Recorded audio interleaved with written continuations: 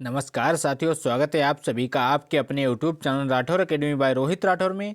आज की इस वीडियो में लेकर आए हैं जनरल नॉलेज के टॉप 30 क्वेश्चन जो आपकी आगामी सभी परीक्षाओं के लिए हेल्पफुल होने वाले हैं। तो चलिए साथियों, लेते हैं आज का पहला प्रश्न। पहला प्रश्न है, लाल बहादुर शास्त्री हवाई अड्डा भारत के किस राज्य में स्थित है? बताइए दोस्तों राइट आंसर। लाल बहादुर शास्त्री हवाई अड्डा भारत के किस राज्य में स्थित है? तो वह उत्तर प्रदेश में, यानी कि ये ऑप्शन करेक्ट हो जाएगा। अगला प्रश्न है, डॉक्टर बाबा साहेब अम्बेडकर अंतर्राष्ट्रीय हवाई अड्डा कहाँ स्थित है? बताइए साथियों right answer. Doctor Baba Saheb Ambedkar अंतर्राष्ट्रीय हवाई अड्डा कहाँ स्थित है? तो इस क्वेश्चन का सही जवाब है नागपुर, यानी कि डी ऑप्शन करेक्ट हो जाएगा। नागपुर में डॉक्टर बाबा साहब अम्बेडकर अंतर्राष्ट्रीय हवाई अड्डा स्थित है। अगला प्रश्न है, भारत का वह बंदरगाह कौन सा है जो जापान को कच्चा लोहा निर्यात करता है? बताइए दोस्तों राइट आंसर। भारत का वह बंदरगाह कौन सा है जो जापान को कच्चा लोहा निर्यात करता है? तो इस क्वेश्चन का सही जवाब है पारादीप, यानी कि सी ऑप्शन करेक्ट हो जाएगा। ये किस राज्य में, कमेंट करके जरूर बताइए। अगला प्रश्न है, निम्न में से किस देश के साथ भारत की सबसे लंबी सीमा रेखा लगती है? बताइए दोस्तों राइट आंसर। निम्नलिखित में से किस देश के साथ भारत की सबसे लंबी सीमा लगती है? तो इस क्वेश्चन का राइट आंसर है बांग्लादेश, यानी कि सी ऑप्शन करेक्ट हो जाएगा। भारत की बांग्लादेश के साथ सबसे लंबी सीमा लगती है। अगला क्वेश्चन है, चिल्का झील भारत के किस राज्य में स्थित है? बताइए दोस्तों right answer. Most important question है, बार बार परीक्षाओं में पूछा जाता है। चिल्का झील भारत के किस राज्य में स्थित है? तो वो स्थित है उड़ीसा में, यानी कि बी ऑप्शन करेक्ट हो जाएगा। चिल्का झील भारत के उड़ीसा राज्य में स्थित है।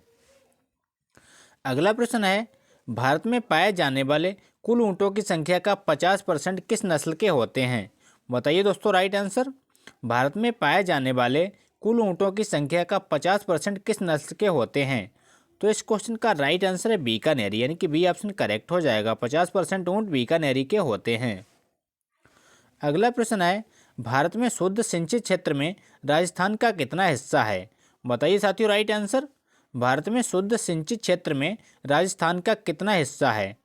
तो इस क्वेश्चन का राइट आंसर है 7.7%, यानी कि ए ऑप्शन करेक्ट हो जाएगा। राजस्थान का कुल 7.7% सिंचित क्षेत्र में हिस्सा है।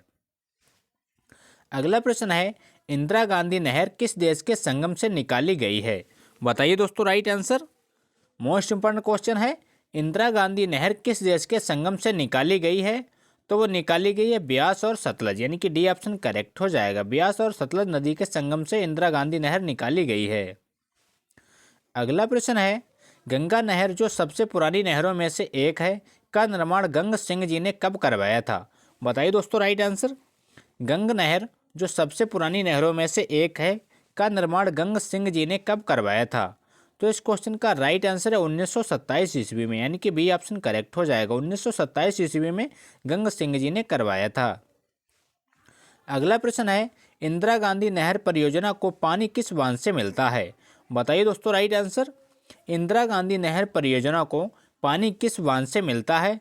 तो वह मिलता है पंजाब के बांध से, यानी कि ऑप्शन करेक्ट हो जाएगा। इस बांध का क्या नाम है, कमेंट करके जरूर बताइए।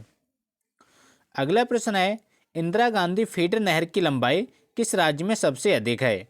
बताइए दोस्तों right answer. Indira Gandhi feeder नहर की लंबाई किस राज्य में सबसे अधिक है? तो वह पंजाब में, यानी कि ऑप्शन करेक्ट हो जाएगा। पंजाब राज्य में सबसे अधिक है। अगला प्रश्न है, बाण गंगा नदी का उद्गम स्थल है। बताइए दोस्तों राइट आंसर।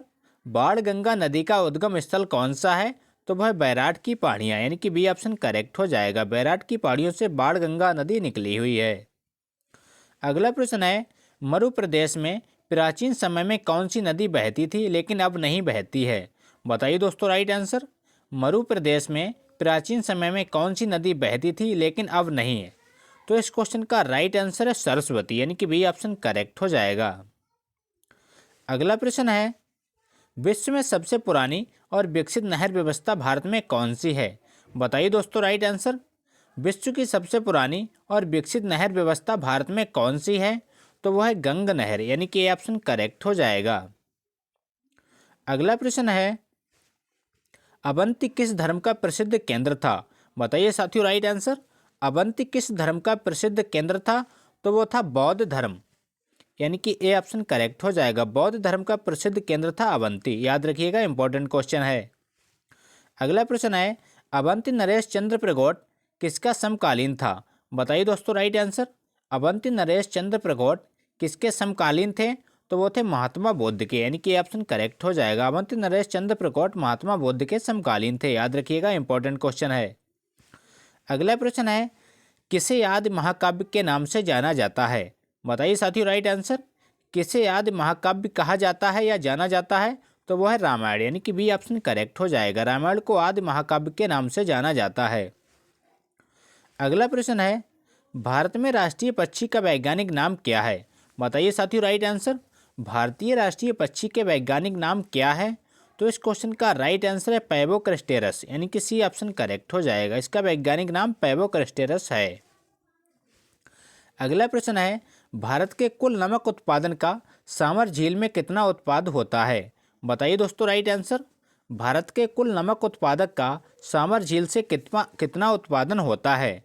तो इस क्वेश्चन का राइट आंसर है 8.7%, यानी कि ये ऑप्शन करेक्ट हो जाएगा। कुल 8.7% सामर झील से उत्पादन किया जाता है। अगला प्रश्न है, भारत की प्रमुख फसल कौन सी है? बताइए दोस्तों राइट आंसर। भारत की प्रमुख फसल कौन सी है? तो वो है गेहूं, यानी कि ये ऑप्शन करेक्ट हो जाएगा। भारत की प्रमुख फसल गेहूं है। अगला प्रश्न है, जल तरंग कार्यक्रम की शुरुआत करने वाला भारत का प्रथम राज्य कौन सा है? बताइए साथियों राइट आंसर। जल तरंग कार्यक्रम की शुरुआत करने वाला भारत का प्रथम राज्य कौन सा है? तो वह है राजस्थान, यानी कि सी ऑप्शन करेक्ट हो जाएगा। अगला प्रश्न है, भारत में पंचायती राज प्रणाली संविधान के किस अनुच्छेद के अंतर्गत शुरू की गई थी? बताइए दोस्तों राइट आंसर। भारत में पंचायत राज प्रणाली संविधान के किस अनुच्छेद के निर्देश के अंतर्गत शुरू की गई थी? तो वो की गई थी 40, यानी कि अनुच्छेद 40 के तहत शुरू की गई थी। अगला प्रश्न है, दक्षिण भारत के अलवार थे। बताइए दोस्तों राइट आंसर। दक्षिण भारत के अलवार क्या थे? तो वो थे संत, यानी कि सी ऑप्शन सॉरी दोस्तों, यानी कि बी ऑप्शन करेक्ट हो जाएगा। दक्षिण भारत के अलवार संत थे। अगला प्रश्न है, भारत में खरोष्ठी लिपि को किसने स्थापित किया था? बताइए दोस्तों राइट आंसर। भारत में खरोष्ठी लिपि को किसने स्थापित किया था? तो वो किया था ईरानियों ने, यानी कि सी ऑप्शन करेक्ट हो जाएगा। भारत में खरोष्ठी लिपि को ईरानियों के द्वारा स्थापित किया गया। अगला प्रश्न है, भारत के लिए महान सिल्क मार्ग किसने आरंभ कराया था? बताइए दोस्तों राइट आंसर। भारत के लिए महान सिल्क मार्ग किसने आरंभ कराया था? तो वो कराया था कनिष्क ने, यानी कि ऑप्शन करेक्ट हो जाएगा।